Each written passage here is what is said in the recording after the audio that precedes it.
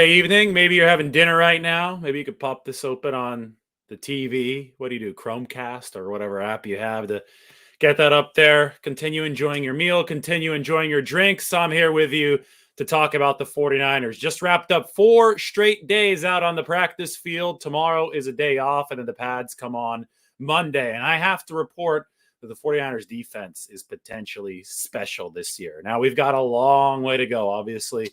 The pads coming on Monday is going to be yet another test for the 49ers defense. But boy, do they look fast. They look good, especially on the back end in that secondary. Here's the article that I just published up on The Athletic. Well, you got to give credit to my editors. They're the ones that published it. But I wrote it a little bit earlier at Levi Stadium at the team facility. The headline, Fred Warner, the 49ers defense leaving a rollicking early mark on training camp. By that, I mean 10 interceptions in 4 practices for the 49ers defense.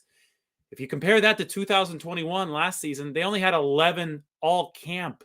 That's 17 practices.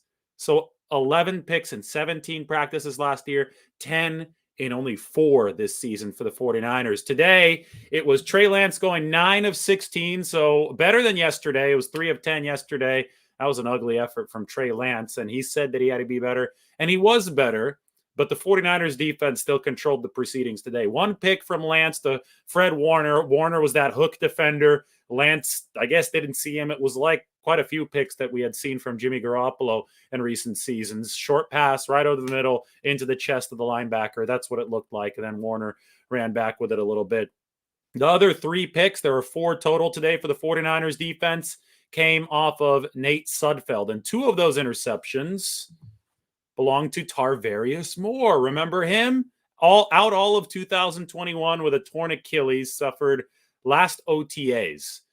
Remember, Tarvarius Moore played in a Super Bowl for the 49ers and actually notched an interception of Patrick Mahomes in that Super Bowl. He started some games in 2020. This is a guy that was drafted in the same round of the same year as Fred Warner, 3rd round 2018. And people were talking about him as one of the starting safeties of the future for the 49ers. But that all hit the back burner when he tore the Achilles in 2021, last May or June. I think it was last May. So fast forward to now, he's back in the lineup, and he re-entered with a splash. Now, obviously, Talanoa Hufanga is the favorite to start at the safety position opposite of Jimmy Ward. But Tarvarius Moore, he's going to make a run at that. And guess what? It's not Moore or Hufanga. It can be Moore and Hufanga because D'Amico Ryans loves to run some 3 safety sets. That's how Talanoa Hufanga broke into the league last year with both Jimmy Ward and Jaquiski Tartt on the roster. He was that 3rd safety in special sets for the 49ers. And you better believe they're going to run some 3 safety sets again. So even if Hufanga keeps on excelling, and he definitely is excelling, then there will be room for Tarvarius Moore to play if he does what he did today. 2 picks of Nate Sudfeld. 1, you got to credit at least half of it to George Odom, who broke the pass up, knocked it up in the air, and then Moore just made a diving pick. It was a really nice play. And the second one, Sudfeld decided to try to air one out downfield, and that didn't work. I think it was Ray McLeod as the receiver, but I can't firmly remember. But Tarvarius Moore had made a hell of a play, center field kind of play on the football, and that was his second pick. The 49ers' other pick, I've accounted for 3 of them already. Warner, 2 for Moore. The 4th one was Charvarius Ward. This also against Sudfeld. This time he was airing it out for sure for Ray McLeod downfield. And boy, Charvarius Ward, that is sticky coverage. The guy is a total stud, and he made the interception deep downfield. Now, speaking of Charvarius Ward, he's given the 49ers cornerbacks a whole heck of a lot of problems at these practices. But Trey Lance finally beat him with what I thought was easily the most sensational throw of camp. This is one of the better throws I've seen any 49ers quarterback make here in recent seasons. Trey Lance threw a heat seeker. That's how I described it in the article up on your screen. It was an absolute heat seeker down the near sideline that Brandon Aiyuk made a spectacular catch on. But, I mean, the reason I call it a heat seeker is that this thing was thrown on a rope a good 50 yards in the air, maybe 45 to 50. It's hard to measure because obviously I was just watching. It was right in front of me. So I felt the hiss of that ball as it spun through the air today in Santa Clara right in front of me. And that thing, I mean, it had to get to Brandon Aiyuk in a hurry because the safety was coming over. There wasn't a whole lot of room near that sideline, and it got to him in a hurry. But because it had to get to him in a hurry, it had to be on just the right trajectory to get over Charvarius Ward's outstretched arm. And it just barely got over his outstretched arm. And then Brandon Aiyuk made a sensational catch, came down inbound, so we could call it a catch for Brandon Aiyuk. Just an awesome, awesome connection between Trey Lance and Brandon Aiyuk, who's been really good, by the way. Aiyuk has. Trey Lance up and down, obviously. And, you know, my thing about Trey Lance is that it's really clear right now. People are going to go arguing after they see this video. I'm sure you've been arguing in the several hours before this video. I'm sure a lot of you were up all night arguing about this on the internet.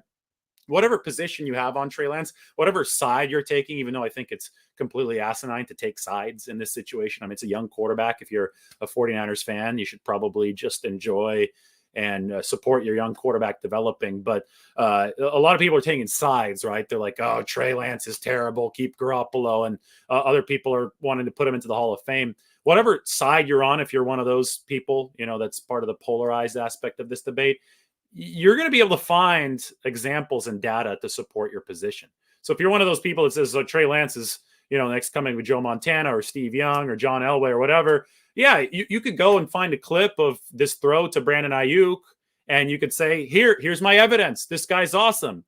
If, you know, you're one of the naysayers right now, then you can just go ahead and find a clip of the ugly interception that he threw right into Fred Warner's chest, and you'll say, yeah, look at this. The 49ers have already thrown a ton of these. Trey Lance has a clump of them, so over 6% interception rate for Trey Lance so far, and you could use that as your evidence.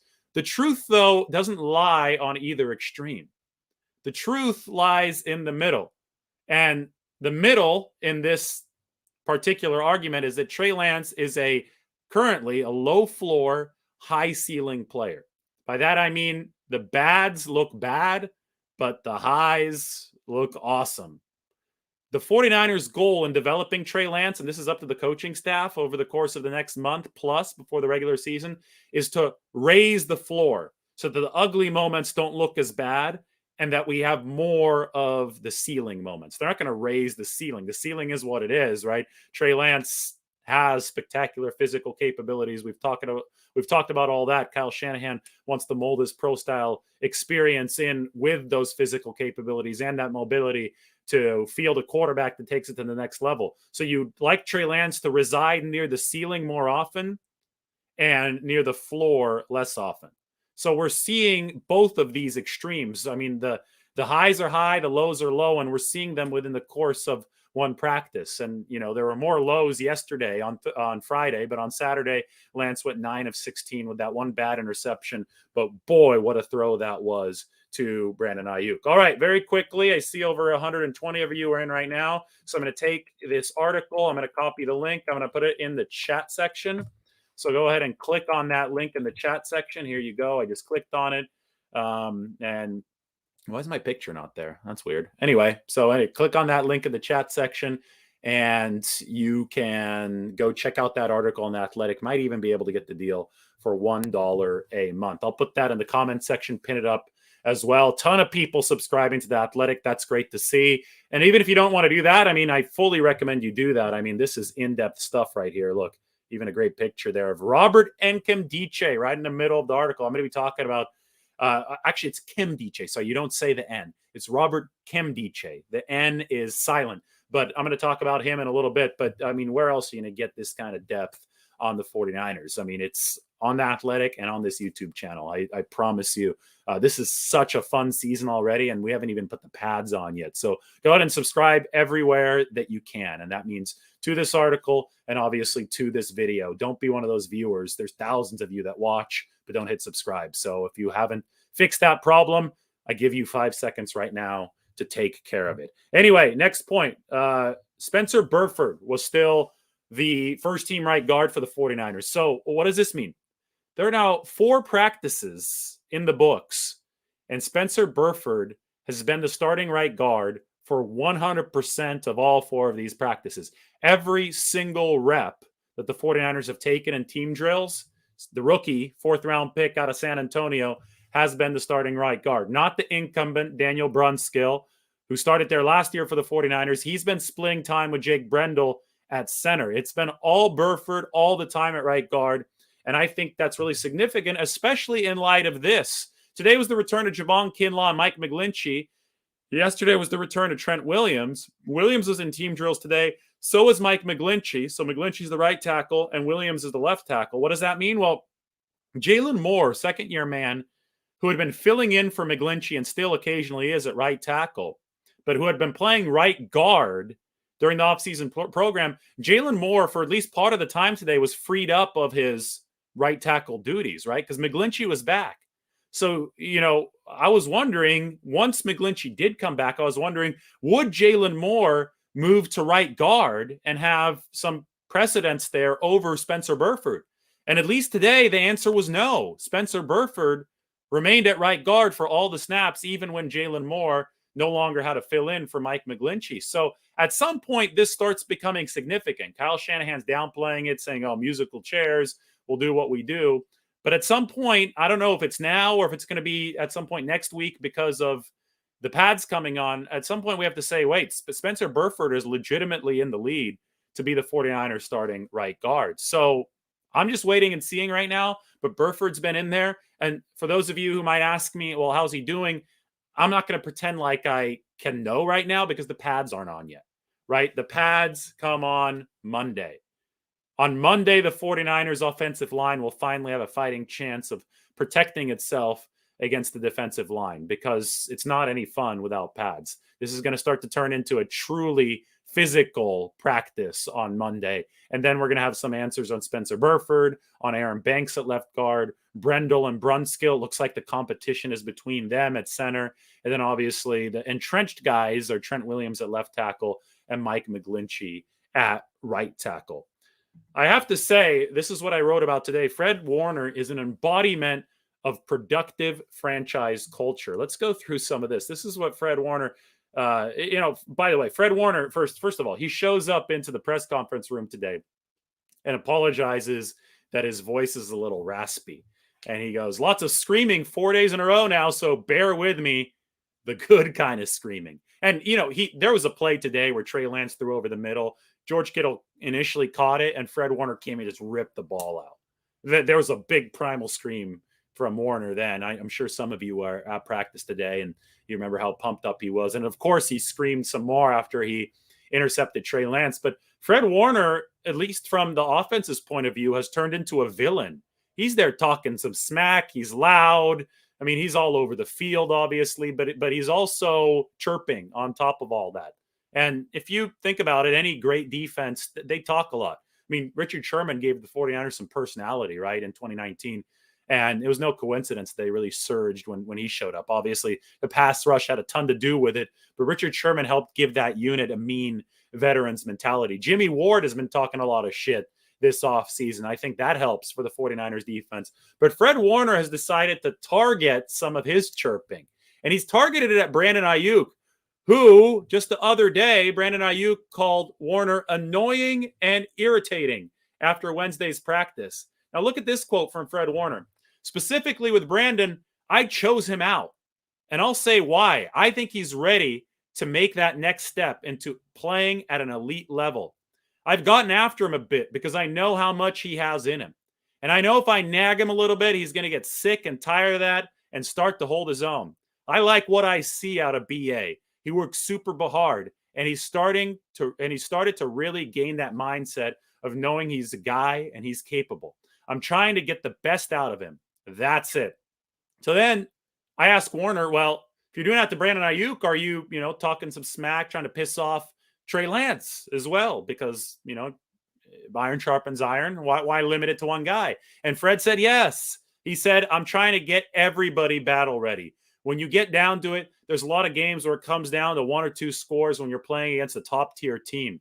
You may have some guys on the opposite side of the ball who are even chirpier than I am. And you want to look across and say, man, this is nothing. I've been going against the best all training camp. So now you go out there and you got extreme confidence. Okay, I'm ready. I'm battle tested. Let's go do this. Folks, that is an awesome example of an embodiment of productive franchise culture. When Kyle Shanahan and John Lynch took over in 2017 and the 49ers roster was bare bones, They didn't have anybody that could do this. And they started 0-8 on the season, right? And then stuff turned around. They traded for Jimmy Garoppolo. They ended that season with the 5-game winning streak. A lot of credit to number 10 for that. But it wasn't until 2018 that they got guys like Richard Sherman into the building. Remember when they signed Richard Sherman? And he started being the tutor for a lot of the 49ers defensive backs. And they started to get a little bit of an attitude. Now, of course, they were a losing team again in 2018 because Garoppolo got hurt in week 3 at Kansas City. But then once 2019 hit, and remember that Warner was drafted in 2018, so he's a rookie. Once 2019 hit, you started to see this roster mature, and it matured along with health. And Garoppolo stayed healthy. Obviously, they picked up even more players. Bosa and Dee Ford were 2 prominent additions, and they started winning. They started building the basis of a truly winning culture.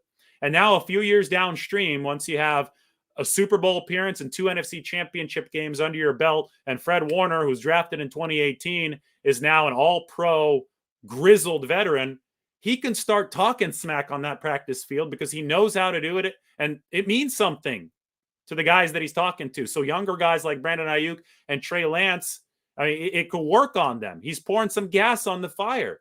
And that's what a winning culture is all about. You have success. The guy's personality starts to embody, their personalities start to contain that success. The success becomes part of their DNA, right? Fred Warner's a winner. The success is part of their DNA. And then through osmosis, other players pick it up in the facility, on the practice field. So Fred Warner's going around pissing off Brandon Aiyuk. And guess who that's going to be good for? Brandon Aiyuk, who's already having a great training camp. And that's why I asked Fred Warner, well, you doing this to Trey Lance too? Probably not on the level that he's doing it to Brandon Aiyuk, right? Lance is getting a lot of heat from everywhere. But you could tell. I mean, here's a story for you. Trey Lance is locker room neighbors with Jimmy Ward. And they don't just talk crap to each other all the time. Jimmy Ward gets under Trey Lance's skin, and Trey Lance dishes it back. This is an alpha sport, right? You have to have that bravado. Richard Sherman showed us that way back in the day with Seattle. You have to have that bravado. He puffed out his chest and it ended up working out for him because you have to believe that you're better than the guy next to you. Well, the 49ers had Sherman after that, and now they have guys like Jimmy Ward and Fred Warner who played with Richard Sherman, are embodying that same kind of ethos on the football field. And I think that it's showing up for the 49ers defense, especially early on here in training camp. I mean, there was a moment today early on when the second team defense was out there on the field, so the first team had a breather, where Jimmy Ward and Talanoa Hufanga were dancing on the sideline. They were having so much fun. The defense had a vibe going, right? And then they had a customized handshake, which I thought was really neat. So these guys have already bonded in that way. These guys are having fun. And these guys, most importantly, I think are starting to develop a swagger because they know that they can be really, really good. So that's just what I wanted to talk about with Fred Warner. News, Maurice Hurst. I talked about this on the short a little bit earlier today. It's in the article as well. He has a torn bicep. That's a problem because that's a serious injury that's going to require surgery. Kyle Shanahan said, he didn't say this exactly, but he seemed to intimate that it's unlikely that Hurst will be back this season, but he didn't rule it out, and nor should he rule it out, because based on the research I've done, I talked to David Chow, Pro Football Doc, on Twitter. He actually tweeted at me confirming this. This is typically about a 4-month injury, a torn bicep, and it is July 30th. This injury happened July 29th, yesterday, for Maurice Hurst. That means that there's a whole lot of time. 1 month is August, 2 months is September, 3 is October, 4 is November. Maurice Hurst can theoretically be back in December. And that's, with plenty of regular season time still left. And then you have the playoffs if the 49ers make them. It's up to like 8 games. Like, Maurice Hurst can still be back for a lot of games potentially for the 49ers. And hey, given how these seasons are just complete marathons, it wouldn't be the worst thing in the world for the 49ers to field a fresh reinforcement along the defensive line down the stretch in December. They certainly would have needed something like that back in 2019 when you remember how that D-line was leaking oil. But anyway, Hassan Ridgeway, another defensive tackle, is also hurt. So why don't we make this big? Why don't we talk about the 49ers depth chart right now? Because with Eric Armstead out, we talked about that yesterday, and Ridgeway now out with a quad injury for a couple of weeks. It's a little thin here along the defensive line. I highlighted the D-line there for you. You can look across the board. The red highlights within the bigger blue highlight are players who are currently hurt. I put Maurice Hurst over on the right in the IR column because he's going to be on the shelf for a while. Armstead with the MCL and Hassan Ridgeway are shorter term injuries, but you can already see how, this trio of injuries is affecting the 53-man roster projection. Kevin Givens is now firmly on the inside of this roster projection. We expect him to make that 53. Probably expected it before, but I was waiting to see what kind of opening might happen there. And then you look to see what the 49ers might have to do to fill in for Eric Armstead, Hassan Ridgeway, and Maurice Hurst being out. Well, Kinlaw returned to practice today. He's getting involved in team drills. Looks like he's in really good shape. We'll see how he does. 49ers sure happy that they signed Kerry Hyder and his versatility. He's a Swiss Army knife that will be able to help them. Tomasi Laulele is the USFL defensive tackle out of BYU, really fast guy they picked up the other day. And then, of course, Kemdiche, former first-round pick, hasn't really done much in the NFL, doesn't have a sack right now since 2018, but he's the latest Chris Kasarik reclamation project, or at least a try at that. And then obviously you also have Kevin Atkins, who is the undrafted free agent tackle out of Fresno State. Today, Alex Barrett, right here, who's been with the 49ers practice squad before, played some defensive tackle. He's a much lighter defensive tackle than normal, but it goes to show you the positional versatility that the 49ers cherish at that position. So today you saw Kinlaw and Kevin Givens in with the first team. You saw Hyder, Givens, Laulele, Kemdiche, Atkins all work with the second team, and Alex Barrett. So they're definitely testing their defensive tackle depth, but the good news is that the 49ers do have a lot of it. And you know what else they might do? Charles Omenihu. Didn't happen today, at least based on what I saw, but Charles Omenihu, throughout this offseason, and this goes back to OTAs, has been lining up at defensive tackle on the inside for the 49ers on some passing downs. And if you remember, that's what Chris Kasarik did last year with Arden Key. Now, the difference between Omenihu and Arden Key is that Omenihu's actually been a productive pass rusher before the 49ers. Key wasn't. It's terrible with the Raiders, right? And all of a sudden, he was a good pass rusher with the 49ers. So Chris Kasarik worked his magic. You might want to give Nick Bosa some credit, too, for eating up some double teams, freeing some stuff up on the interior with his work on the outside. But I think that the 49ers might use Charles Omenihu in a similar way as Arden Key. He's a bit heavier, but boy, the guy's a beast. He's athletic.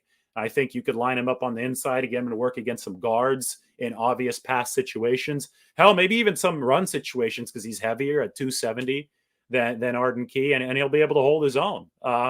Again, Omenihu's a really, really impressive build, and I think that the 49ers, if they do have to get creative with the inside due to some of these early injuries, they have options. And this is an option they may go to even if they don't have to get creative, because I saw it already happen in the offseason for the 49ers. So let's keep our eyes peeled here, because this is going to be interesting how they mix and match this defensive line. So anyway, those of you just joining, you've never been here before, welcome to our 2022 49ers coverage. Go ahead and subscribe to the channel, subscribe to The Athletic if you haven't done so.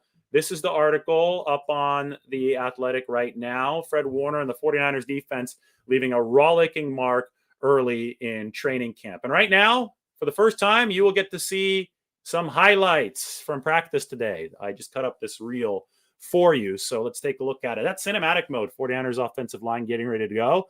How about a nice deep toss from Trey Lance to get this started? Who is that? Jordan Mason? Yeah, it's the running back out of Georgia Tech. Jordan Mason. George Kittle joking around with some fans. Don't worry, he wasn't actually mad. You see 49ers tight ends coach Brian Fleury chuckling there in the background. There's Fleury working more with George Kittle. Brian Fleury has taken over that 49ers tight ends coach job after coaching nearly every single other position group at some level of football except for tight ends. Right there, they're just working on Kittle holding onto the ball after he makes the catch, which is something that he didn't do against Fred Warner today. I guess Fred Warner offers a more stringent punch than Brian Fleury holding those drill boxing arms or whatever you want to call them. There's Spencer Burford and Mike McGlinchey. McGlinchey 69 on the left. Some people saying it looks a little light. He weighed in this offseason above 315, which would be where he was at the start of last year, and he was plenty heavy then. He was really, really light in 2000 and 20. That was like under 300. So I want to wait to talk to Mike to see where the weight actually is, because I think people are a little biased ahead of time. They think he might be light and they say that he is, and kind of tricks their mind into thinking that. So let's just wait and see where McGlinchey actually is. He hasn't spoken yet this camp. Cinematic mode view at the 49ers defensive backs with the stadium in the background. 4 is Emmanuel Mosley, who's definitely beefed up a little bit this year. You can see that in the video. 29 on the left, Tano Hufunga. Ambry Thomas, maybe a little bit stronger as well, number 20. He had an interception on Friday. That was against Nate Sudfeld, who's thrown quite a few picks the past couple days. 38 is Diamador Lenore. Now we get to see, there's Drake Jackson, 95, working with Chris Kasarik. Tomoko Toure, also part of that group for the 49ers. Alex Barrett. See Kevin Atkins. I mean, Atkins is 77. He's not in the picture anymore. But, he might be now. There's a Menahu, 94. Just look at the impressive build on a Menahu. You could see a guy who could play inside out with that build. Athletic, 6'5", 270. Now the 49ers linebackers working with Johnny Holland, back from multiple myeloma treatment leave last year. He's on the left. You could see his hands in the shot. This is just to keep that low leverage. It's got to burn the quads a little bit, staying under that little ceiling. Dre Greenlaw, Aziz Al-Shire, Fred Warner. Warner and Greenlaw, the top 2 linebackers. Al-Shire's number 3.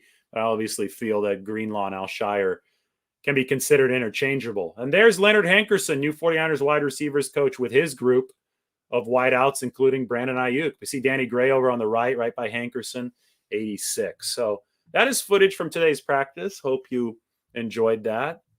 But that's about it, man. I went through everything here. We might, want to do a separate 49ers roster update in a little bit, but this was certainly a really, really interesting week. This is the main thing. Pads do come on Monday. So we're 4 practices in. Kyle Shanahan is chomping at the bit. Another interesting comment from Shanahan today. He straight up said that he thinks that this secondary is the deepest secondary that he's coached. And this is year 6 for Kyle Shanahan. So I think it's verified how the 49ers feel about their secondary. I think it's clear that the 49ers believe they may have the best linebacking core in football. I mean, I don't think anybody's really arguing with that, right? You have Fred Warner, Dre Greenlaw, Aziz Al-Shire. When Oren Burks is your number 4 depth, he's one of the best special teams players in the NFL. That's strong right there. Now, people are saying, Tampa Bay might be a better linebacking core, but I don't even count Shaq Barrett as a true linebacker. He's not a stack linebacker. He's a pass rusher, right? They run a 3-4 in Tampa. So they've got 2 guys there. Obviously Levante David is a really good player. Devin White's a really good player, but the 49ers got 3. I mean, what other team can run a 4-3 defense that can cover? I mean, the 49ers don't have to move out of base this year, and they could still be effective. Now they will. And Nickelback's another situation that we're going to talk about. Darquez Dennard, I think, is the leader in the clubhouse there, and I'm working on a piece on him. But when the 49ers stay in a 4-3, and, Fred Warner's working on some of his pass coverage. That's the main thing he's working on this offseason, just to give D'Amico Ryans more possibilities. Because Fred Warner's goals for D'Amico to not be hamstrung by a linebacker having to cover somebody. If Fred can show that he can do that job, that he can cover a tight end or running back, maybe occasionally a slot receiver, and D'Amico Ryans can trust him to do that, he can do so much other crazy stuff with the defense, so much more exotic blitzes or coverages. That's how the 49ers can rack up more turnovers, right? We already see 10 interceptions throughout 4 practices in camp after only 11 throughout 17 practices in camp. So it's all about adaptability, and that linebacker level, that second level that can both stop the run because it's got a little bit more weight, a little more girth than your defensive backs. If they can be versatile enough to do both that and cover, you're halfway there. And then obviously the defensive line. But rush and coverage feed off of each other. And for so long, the 49ers have been a rush first kind of team with the coverage just kind of going along for the ride. I think this season it's totally realistic to think that coverage might really be feeding the pass rush in new ways. And I don't want to say coverage over rush because this is still a Chris Kasarik defensive line that's deep as hell, that features Nick Bosa. It's going to feature Eric Armstead. Who knows what Javon Kinlaw can do now that he's healthy. But the point is that with Charvarius Ward on that back end, Jimmy Ward, we'll call him Ward squared. With those guys on the back end and the linebackers insulating the middle, you're going to see this defense, I think, cohesively help each other out. And that translates from level to level to level. And I think that's really exciting for the 49ers. But pads come on Monday, and that's going to be something to really, really monitor. Should I wade into the comments section or no? I don't know if I'm going to answer any questions today. Maybe I'll answer a couple. Just take a look at a few. Everybody use this opportunity to subscribe to the channel, subscribe to The Athletic. And yeah, maybe I'll answer a couple. Niners Warriors says, stay healthy. That is important for the 49ers to stay healthy because obviously we're already seeing some injuries come in that interior defensive line room. So they have depth. Hurst is the only injury that's truly long-term right now. Armstead and Hassan Ridgeway should both be back in plenty of time for the season opener. But you anticipate injuries in football. You shouldn't go off blaming the training staff. I mean, Hurst's injury happened because he was trying to make a tackle on a jet sweep. He stuck his arm out and his bicep gave way. I mean, there's no training staff that could stop that from happening. Sometimes you have too much speed and power for, making a collision on the field for the human body to be able to withstand it. It's just physics. There's no amount of bench pressing or weightlifting or stretching that Maurice Hurst could have done to stop that injury. It's just bad luck. It's dangerous to go out on a football field. If you've ever stood on a sideline and you see, players barreling toward you, a big scrum of guys coming toward that sideline, you get out of the way because you realize you might get hurt if you get hit. So, I mean, these guys aren't trying to get out of the way. These guys are hitting people on the field. It's no surprise that they do get hurt occasionally, maybe even frequently when that happens. This is not fair to Maurice Hurst because he, over 3 years with the Raiders, he played at least 11 games per season in a violent sport. And 11 was the low. He was like at 14 and 16 another 2 years. He showed up last year and he had one calf injury. And that calf injury just couldn't shake it. Tried to come back, re-aggravated. Tough, right? This year, the bicep injury. Sometimes, players are called injury prone. Think about Eric Armstead. First 2 or 3 years in the league, couldn't play a full season, right? 15, 16, and 17. Well, guess what? Eric Armstead has now played 71 consecutive games for the 49ers. So what is it? Is he made of glass or is he an Iron Man? Or was he a little unlucky early in his career and then did he figure out how to stay healthy, how to maximize his luck? See, the truth isn't at one of these polar extremes. The truth usually resides in the fact that this is a chaotic sport where guys are going to get hurt. Yeah, some guys are going to be better at staying healthy than others, but a lot of it does rely on luck. Silverado Kev, top to bottom, front to back, this defense, all three levels can exceed the production and talent level of the 2019 Super Bowl team. First time in a while, the secondary hasn't been a concern. Thoughts? Yeah, I mean, that's what I was just talking about. I 100% agree with that. This is a studly roster, especially on the defensive side of the ball. Now, will they stay healthy? Will it be cohesive through the season? Those are other questions. But we know what this unit's capabilities are. We know what the goals are. And we know what the necessity is for the 49ers. I mean, the line is inexperienced. That's a worry. Obviously, Trey Lance is inexperienced. That's a worry. I fully believe in his potential on the offensive end, but the 49ers themselves have been saying they're going to need this team to, be led by that defense and that special teams early on. Addie G, thank you so much. What are the chances Danny Gray plays running back, replacing the speed of Mostert? 0. Danny Gray, he's a little slight of frame. He's not, even Mostert had several more pounds than Danny Gray. You might see end arounds, jet sweeps, that kind of stuff with Danny Gray because he's so fast. But running back, no, I don't see that. Now, the 49ers, it's interesting because they're going more size at running back this year, right? Elijah Mitchell's put on some weight. I asked him today, where are you at? 210, 211? He said, yeah, right around there. That's what I want to be. He was actually lighter last season because he got down to 201 to run his 40. in the pre-draft process. So these guys get lighter and then they have to add weight if their team needs them heavier. And the 49ers philosophically at running back have been moving heavier to be more durable. So the days of Matt Breida, 200 pounds, those are essentially over. Now the 49ers have Ty Davis Price at 220, Jordan Mason at 221, 222, and somebody like Elijah Mitchell, who's added muscle from 205 probably last year to 210 or 211. So Danny Gray's not going to line up in the backfield, but he might take some handoffs because we know that Kyle Shanahan's creative with some of those end arounds. Glitch asks, do you think Matthews will make the team? I heard he is having a good camp. Jordan Matthews impresses me because he's trying to repackage himself, right? Former wide receiver, slowing down a little bit probably as far as just the pure speed goes. He's trying to repackage himself as a tight end later in his career.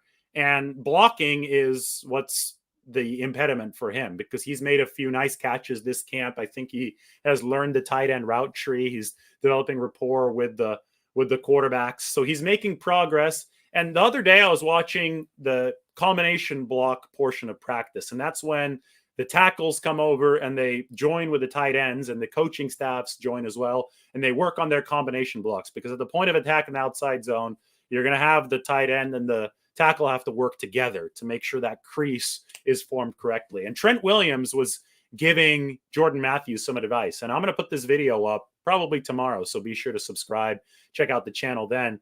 Who better to learn a combination block from and get advice from than Trent Williams? So the 49ers have the resources to help players along like Jordan Matthews. And maybe this is what I was talking about at the top of the show. It's really related to it, at least. Fred Warner is there talking some smack, motivating Brandon Aiyuk. That's a championship culture, right? He's making sure that level of play is raised. And you only develop a championship culture if you have guys who have walked the walk, talking the talk.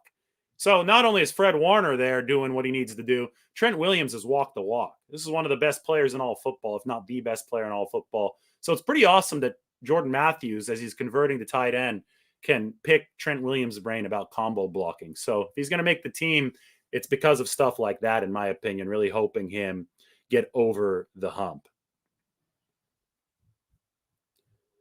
How is Big Boy Banks doing?